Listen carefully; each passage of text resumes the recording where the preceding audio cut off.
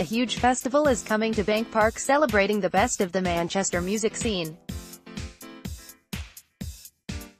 The Ferry Tavern's popular Glastonferry event has teamed up with the Northwest music promoters GS Promotions to launch the 5,000-capacity Glastonferry in the Park, a one-day tribute festival taking place on June 22.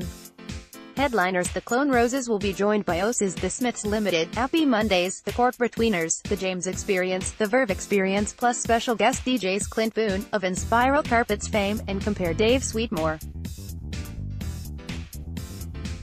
As one of the UK's longest-running and most celebrated tributes, the Clone Roses, described by Monty as the second-best Stone Roses in the world, have spent the past 2 decades selling out venues nationwide with their renditions of Stone Roses classics. Gav Scott, frontman and one of the promoters for Glastonferry in the Park, said, "About 18 months ago, I had this idea of doing something in St. Helens, our hometown, for the Clone Roses' 20th celebration. I knew Andy Mulholland from Glastonferry well, so I asked if he'd get involved, and we organized the first Clone Fest last year. That was really successful. We had about 4,000 people, but for year 2 we didn't want it to be Clone Roses and a Manchester theme again because we didn't want it to become repetitive.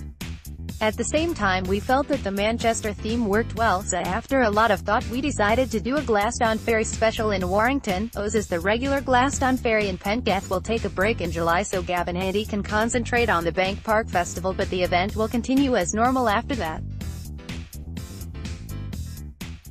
Gav, 39, added, "Glastonferry at the pub is such a great day with good bands in a good location that it sells out in minutes now. So we want to put on an event in Bank Park reflects that. We can't wait for it. Hopefully the sun will be out and everybody will be in great spirits. We've got Clint Boon DJing and all these great bands." Clint Boon, "I think the original Glastonferry has been a success thanks to Andy's attention to detail to make sure it is a good experience. I think people have cottoned on to the fact he really cares." Gav, a music promoter who is also currently working on Bruce Foxton's From the Jam tour, considers Warrington its second home. He said, "We played one of the first Glastonferry festivals more than 10 years ago and I've been friends with Andy since. I think we've played it 3 times and we've played Part Hall a number of times, which has always been a good gig.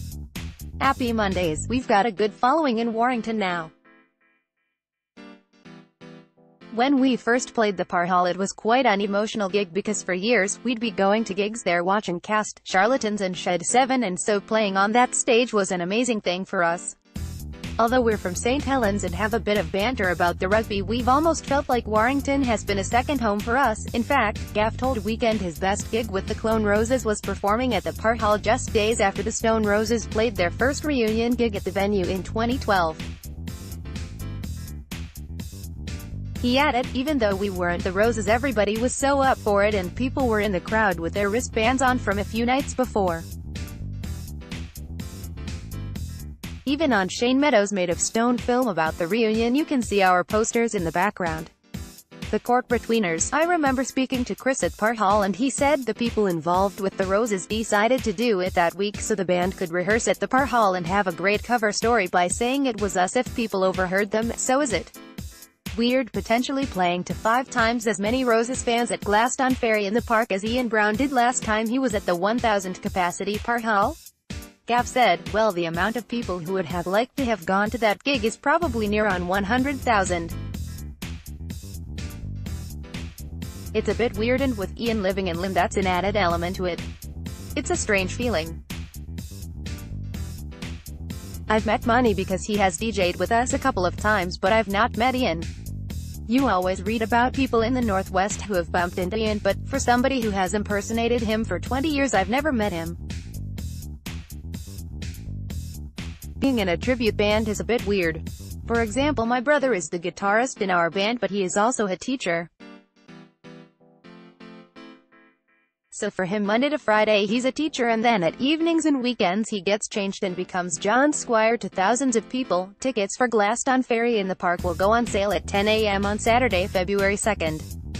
Visit peril.culturewarrington.org or call 442345. A limited number of early bird tickets costing £25 are available.